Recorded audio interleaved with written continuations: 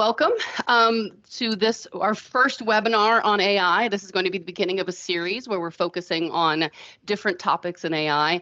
This very first one I'm super excited about, and it actually came out of some conversations with some of the folks that are on the call now. My co-founder at Trillium did a session for us a few weeks back that was just getting all of us into AI. And coming out of that, I had a bunch of great conversations where I was hearing some hesitance and some fears and just some reservations about getting into AI, and had some really neat conversations that made me realize that maybe there's a broader audience for that. People that are hearing about AI, but don't really know how to engage, how to use it, how to move forward with it. And that's why I set this up. So quick introductions. My name is Tori Graff. For those of you that don't know me, I am president, co-founder of Trillium Creative Solutions. We are a relatively small learning and development, or L&D firm. Been in the learning and development space for about 23 years, which means I really enjoy teaching people stuff, hence this webinar. I am joined today by Matt Mao, my number one. Matt, if you want to give a quick introduction? Were you ready for that? Absolutely. I wasn't, but that's great. Hi, everyone. I'm Matt. I've been with Trillium for a while and worked with them for a long time, but I've been in L&D for about 25 years as well. So excited to have you here. Thank you so much for coming. And my co-founder Ken is on the call, and a few other members of our Trillium team. So if you're from Trillium, just give a little shout out in the chat so they know who you are and can say hi. So I am going to move relatively quickly today because I wanted to just book a short session before we all get into work today, because what I'm hoping is that all of you will be able to use AI at some point today at work. So the agenda that we're going to cover today is, where is it? Where are you seeing AI? What are some of the common fears that I am hearing from people? And I want to hear some of your fears about it, how to overcome those fears. What are some of the common AI tools? And then how you can put those tools to work for you. I sent out an email yesterday that basically said, go create a ChatGPT account. I heard that ChatGPT, and I saw it yesterday, was being a bit of a jerk, and you might not have been able to. So I went ahead and dropped the link. If you can multitask, please go, and you don't already have an account, go ahead and try to get one set up, because I want you to use it in the next 30 minutes. So if you have one, then just hold on. Here we're going. And then the last thing that we're going to talk about is basically some next steps, some things that we are hearing. Matt's going to talk a little bit about bringing this to life, some things like the moral and ethical considerations, things like what is a prompt engineer and what do they do, and those kinds of things. So first thing, let's talk about where is AI? And to be perfectly honest, it's all over the place. This is not something that's new. How we are currently interacting with it is new, but the models have been around for a while, and we have all been interacting with them. So if you think about Alexa and Siri and your Amazon recommendations and your Netflix and Spotify lists that are generated for you, chatbots, when you go into customer service, all of those are all AI generated models. What's new and different is now we are all getting a chance to get our hands in it and use this AI for ourselves. It's not a tool that's being used to serve us indirectly, but something that we can actually use. And that's the most exciting part about it, is that, to be honest, it's been around for a while. Now it's more accessible to us, and that's really exciting. And also a little scary, because if you are here in this webinar, there's a chance that you may have some fears about AI or some hesitation. So let's talk about some of those. Some of the ones that I have heard is that the data isn't accurate, that it's a little creepy. Some of you may have seen what happened with Microsoft Bing's AI in beta, and there was recently a therapist who created an online boyfriend that started cheating on her. So there's some interesting things happening there. One of the biggest things that I've heard is it's going to take my job, or it's going to take over the world, or as one member of our team is concerned, that the Boston Dynamics dog is going to reach sentience and come for us all. So let's talk a little bit about those. When it comes to the data being inaccurate, there are some limitations. If we look specifically at ChatGPT, the data that it has for us is current until September 2021. So it can search the web.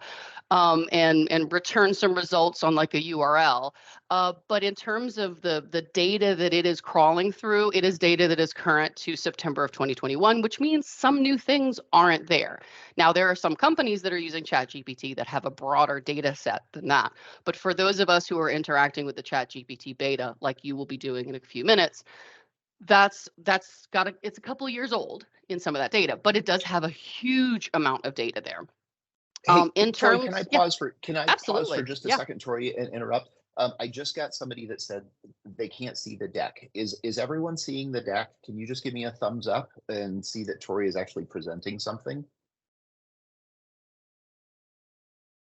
Okay, so we can see it. Okay, it's being shared. I just want to make sure everybody was okay. Keep going, Tori. Thank you. Okay, no, that's good. So in terms of the next one about it being creepy, I mean there are some things that are happening there. One of the things that is happening to sort of limit that confusion, which leads itself to the creepiness that some of you may have seen in the news, is they are limiting the number of exchanges that you can have with the AI engines, because what can happen and where things can start to kind of go off the rails is there's just a little bit too much back and forth and the AI engine gets confused. So limiting the number of exchanges helps to minimize that and kind of cut down on some of the creepiness. Now, in terms of some of the other things, I think the jury's still out, and this is very much the wild, wild west. There's a lot that will be learned. This is an ever evolving and ever changing space. So we should definitely all stay tuned to news and research that's going into this. One of the biggest things, and I know I've got it midway down on the list, but it's one that I really want to talk about, is it's going to take my job. Now, that's one I hear a lot, and one that I definitely want to address, because my personal fear is not that it's going to take my job. The fear that I have, which I think is a legitimate fear, is that others may outpace you. So AI is not going to take your job because it does need human interaction, at least at this point. But what may happen is somebody who is proficient in AI and can therefore perform faster at some things, they could potentially take that job, right? So it's really important for us to stay current and use these tools. The analogy that I use within Trillium very often is this is a flashlight instead of a candle, or this is a car instead of a horse. Like, this is another evolution of a tool. And I think it's important for all of us to be tool users and to learn how to use this in a way that helps me. One of the reasons why I'm really excited about doing this session is that at the end of the day, I am incredibly lazy and I'm always looking for ways to do things faster, work smarter, not harder. And I personally find AI does an amazing job of letting me do that. And I can show some examples of that as well. Like, I wrote Matt a really nice letter this morning. I didn't write it. ChatGPT did. It was great. One of the other fears that's going to take over the world, still might, not sure about that. Jury's still out. I for one, will welcome our robot overlords. And in terms of the Boston Dynamics dog, I don't know what to tell you. I mean, that thing is a little scary. Okay, so let's talk about AI tools. We're not going to hit every tool because we're already 10 minutes into a 30-minute session, and there are a lot of tools in the space. The big ones that I want to talk about are some of the hot new items that are out there, specifically ChatGPT, ChatPDF, which I just learned about yesterday and got really excited about, Midjourney, Bard, which is still in beta. Those are some of the ones that you're hearing a lot about. We're going to touch ChatGPT. I'm going to give you some information on Midjourney. I'm going to show you some things about ChatPDF as well today. There are also some tools that we love that some of them have been out there a little while. Not people are not talking about them quite as much, but are super handy. And I want to make sure that you are all aware of them because they are based on these natural language engines and are super helpful. And those are things like Grammarly and Quillbot. Quillbot is super cool. I'll show you that one. And there's more tools every day. I'm going to give you a link a little bit later to a YouTube video that Ken found and shared with our team at Trillium earlier this week. That gives a great overview of a lot of the new tools that are in development in the space. So it's great to to be able to check that out and kind of keep a pulse of what's going on. Like I mentioned, it's pretty much the wild, wild west. So new things coming out every day. We are definitely at Trillium doing our best to stay on top of it and provide some training internally to our team, and then using these webinar series to share that out. So, all right, enough of me talking. Now let's go have some fun. Hopefully you have all had a chance to set up your account with ChatGPT, because what I want you to do right now is go to ChatGPT and start a new chat. And I'm going to show some examples as we get started, because I know some of you may also either not been able to set up an account because ChatGPT was a jerk yesterday, or you don't have access to it because maybe maybe it's currently blocked at work at your firewall, through your firewall. So for those of you that can, log in, start a new chat, ask it a question. You don't know what question to ask? Think about this. What is something that you have needed to do that you have been dreading? For me, the first time I used it, it was cooking dinner because I don't like to do it. So I basically asked it, what are 10 ideas for a vegetarian dinner with Korean rice cakes? Because I bought Korean rice cakes and I was dying to use them and I had no idea how to do it. Maybe you need to write a new policy for work or start an employee handbook. Maybe you want to create a 5-day vacation itinerary for someplace warm, or write a marketing email for your business.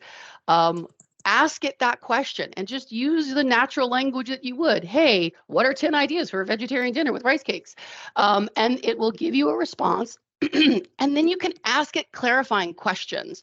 So it remembers what you asked before, so you can get it to expand on things. You can get it to rephrase things, to do things differently.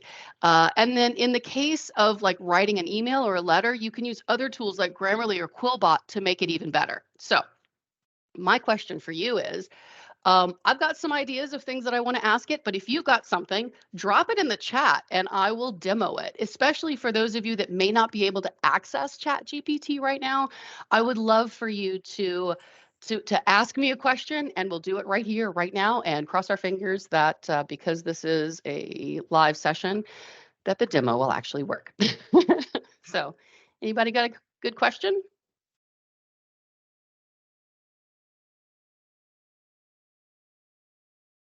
No questions? Ooh. Savannah, is that a standard operating procedure? Is that what SOP is? Yes, ma'am. All right. Hi, Savannah. Hi, friends. How are you doing? Let's see if it'll understand SOP, and then we can go from there. So Scott, I haven't tried uploading CSVs, but there is another tool, Chat PDF, where you can upload PDFs and get it to answer questions on that. I have basically dumped in a bunch of text. Like I took a bunch of survey results, verbatim survey results, pasted it in, and then had it summarize those survey results for me, which I know Scott in the L&D space were like, oh, thanks, I don't have to read all of those.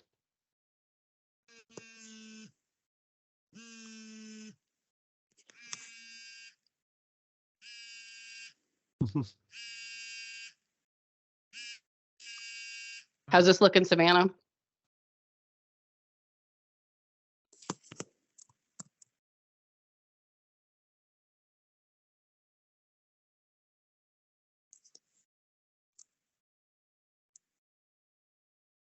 And while it processes that, because it's moving a little slow, I think there are just a lot of people using it more and more every day. There's a couple of things I want to show. Is that on the left-hand side right now, it says not seeing what you expected to hear. Generally speaking, it remembers all of the things that you have asked it, so you can go back and refer to it. I know Matt and I definitely have our fingers crossed that that will show back up again. This is in beta, which means that there will be some weirdness and some things that happen from time to time. Sometimes it's really slow to respond or won't let me log in. Usually if you just hit refresh a couple times, it'll let you in. Sometimes like yesterday, though, it seemed to be pretty challenging. I figured, great, it's going to pick the days that I want to do things. So Savannah, are there any clarifying questions that you think you might want to ask about this?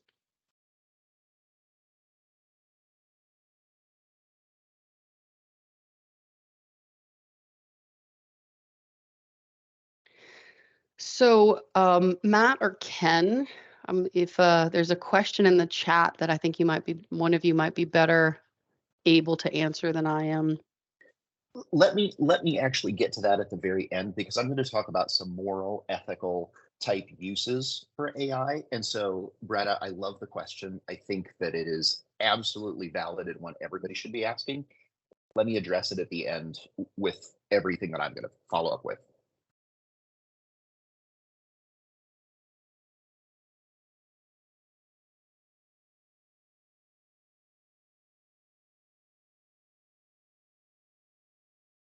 So, Savannah, do you have any clarifying questions?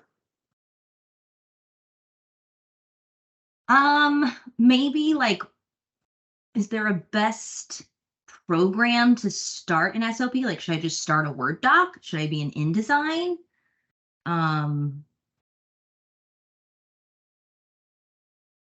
See what it says.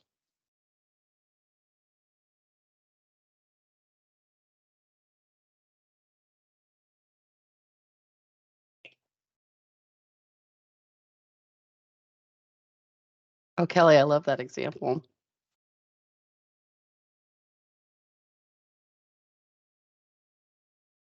There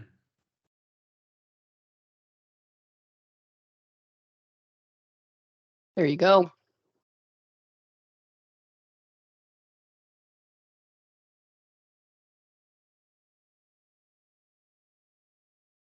And while it's doing that, one thing I want to show is another tool that I have used is so I mentioned in my demo earlier that I wanted to write a heartfelt letter to Matt telling him how much I appreciate his thoughtfulness, empathy, and leadership. So it did that for me. It was quite a nice letter, and I was like, "Oh, that's great." I wanted to say more about his leadership and his coaching. So it came back and it did that as well and gave me a really nice letter. And then I think, that's good, but it's not quite good. Now, one of the things I want to call out about ChatGPT is that I believe that this is a great tool for first drafts, right? This is not going to be perfect. You are going to want to add your own flavor to it. You might want to change the voice like Kelly did in her newsletter blurb. You might want to say things a little bit differently. You are going to want to, at least I would hope you would want to interact with this in some way. This gives you a really great place to start. So for those of us who are writers or have to write in any capacity, staring at that blank page can be super intimidating. And this is a great way to get past that writer's block kind of a hurdle. In addition to like wanting to add your own editing, there are other tools like there's a tool called Quillbot, which is a paraphrasing tool. And what you can do is you can copy and paste the results. And that's what I did over here on the left. You could copy and paste the results of your of what came out of ChatGPT, and you can get Quillbot to paraphrase it for you, whether you want it to be more fluent or you want it to be more formal or you want to shorten it down a bit. This tool can it, also uses a natural language processing AI engine to take that language and do things with it. Whether it's your content to start or ChatGPT's content to start, this is another great tool to add to it. And wherever you see things highlighted, you can click on those and get different words to use to change things around, to rephrase it. So it's a pretty cool tool there. So that's what I like. And let's go back and check in and see how the tools we've got. So 5 tools, Savannah, for your standard operating procedure, and adding in that plan for an SOP for an HR anti-harassment policy, which was something that Matt added to it. And you can continue to go with this. So what I would love to see now are some answers or some things that you got. So I would love for you to copy and paste, drop them in the chat. Love to hear and see some of the prompts that you have asked and your thoughts on what kind of results they've given to you. I'm going to paste in another tool in a second.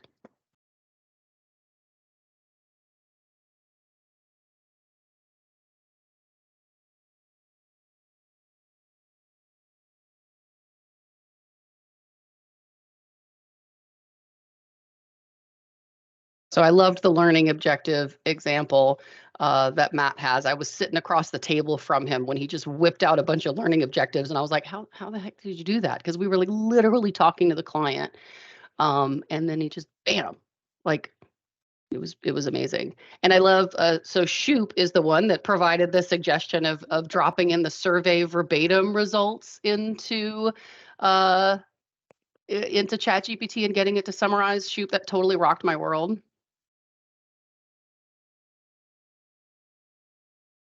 Nice, Scott. That's a great example. Love that. So ChatGPT is one of my personal favorites because it's great for text. If graphics is more your style, there is another amazing tool out there called Midjourney. We'll probably talk about that in some of our subsequent sessions. But you can use Midjourney to give it some text prompts and have it generate images.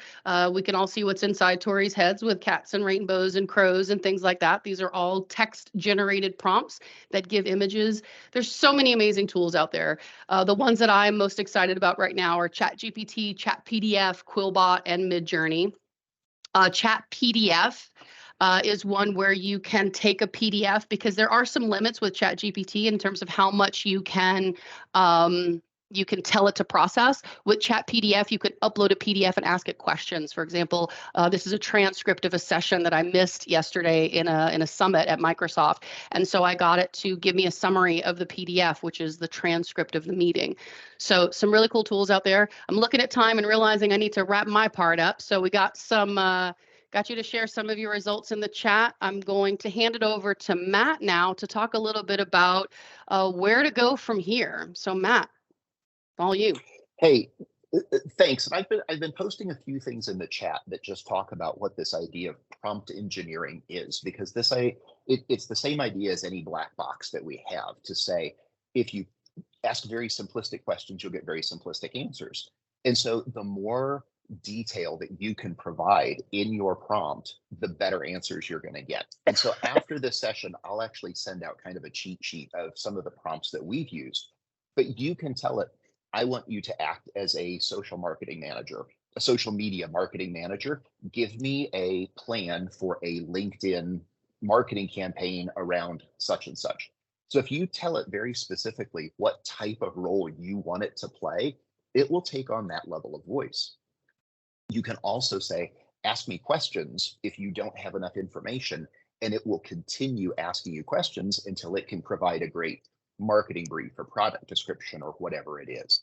So the more you play around with it and the more you get the back and forth interaction with it to say, build on idea number one, that's a great way to use it. We are also using it in some classroom settings to do things like give me 50 ideas for bad ideas for a restaurant. And then we use those to do some design thinking type exercises, but it can generate content very, very quickly. The other thing that I would say is in this approach with intention idea is think about the so what behind using it. So we see all kinds of tools coming out every day, new things. But the first thing that I stop and ask myself is, how would I apply this? It's really handy to get a menu for what I'm going to make for dinner, and that's a great personal application. But as I think about it from a business perspective, I say, how can this save me time? How can this give me a better jump start or launch into a project that I'm working on? How can I use this to accelerate my results? And it's never going to be exactly 100% right. I don't think we're ever going to come out and say, oh, this is exactly what I needed it to be, and I can use this and just roll with it. There's always going to be that human interaction. And that's what Tori was talking about at the very beginning around using it for client interactions. And is it something that is it something that we can claim ownership of? And that's I'm trying to tie this into the morals and ethics piece, because I think there is a big piece here around morals, ethics, and security of who owns the content. And if I use the content verbatim, is it going to be good enough? Is it going to take my job? Probably not. But the people that can use it as that launching place like I did for learning objectives, we saved days of work and did it in just a few minutes. So the morals and ethics are, do I use it and represent it as my own work? The security around it of who owns the tool, this is still a huge, huge issue. Who owns the results? And I don't think there's a good answer for it yet. We're going to get more and more information as time goes on. And Tori hinted at this at the beginning of, we're still in the Wild West. This is still the MySpace, AOL dial-up version of where we're going to see this technology go. And I don't think that this is the end. ChatGPT is owned by a company called OpenAI, and they are funded by a few places. Microsoft is one of their biggest investors in that, and that's why you're seeing ChatGPT getting folded into things like the Bing search engine. You can actually go out to Bing now and use ChatGPT natural language processing. We're also going to see the products have been announced that we're going to see ChatGPT built into Microsoft products. So it will be built into Word and Excel and other places. What about accessing our computers? It does not have access to our information. ChatGPT has been loaded with information up to September 2021, and that's it. It does not have access to the internet. It cannot go out and crawl a website for you. If you give it a website and say, give me a summary of this, it will look at the keywords and try and give you a best approximation, which leads me to this fact check piece. And I know this is a ton of information. If ChatGPT can't figure out your exact answer, it's going to give you one whether it's right or not. And so we have seen places where we've said, please give me a biography of a scientist that we've made up. And it gives us a biography of a scientist of somebody that doesn't exist. So you have to know what you're asking for and validate it and not just take it at face value. This is really a place where it is a tool that can be used, but there has to be human interaction and some level of validation of what am I asking it? Why am I asking it? How am I going to use the content? Is the output correct? And we're seeing the most application right now in jump-starting projects, taking something that would normally take a few days of ideation and giving us something to react to or massage or even say, nope, that's not the right way. Now I know where I want to go. So it is a resource more than something that is going to do your job for you. So I know we're about time. There was a whole bunch of information there, and some of it is probably really, really important to you and how you use these tools. Next week, we're going to be doing another webinar just like this, but it's all going to be about L&D projects specifically. How do you create project plans? How do you create project charters? How do you create learning objectives? And I'll demo all of those prompts. And so if you want to go deeper with that, please feel free to join us for that. It'll be posted on LinkedIn here today, so you can register for it. And if anybody would like to stick around afterwards, because we are at time, Tori, Ken, and I will be here to answer questions, and I'll try not to talk nearly as fast as I've talked for the last 4 minutes. So that's it. Thank you for coming. Hopefully you got a few little nuggets that you can take away from this. Hopefully we alleviated some fears. And thank you for joining us. If you have any feedback, follow-on questions, feel free to stick around, and I'll be here. Tori will be here. Ken will be here. So thank you, everyone. Thanks for coming. Hope you have a good day, and I hope you use it today and give us some feedback. Let us know what you want to see next.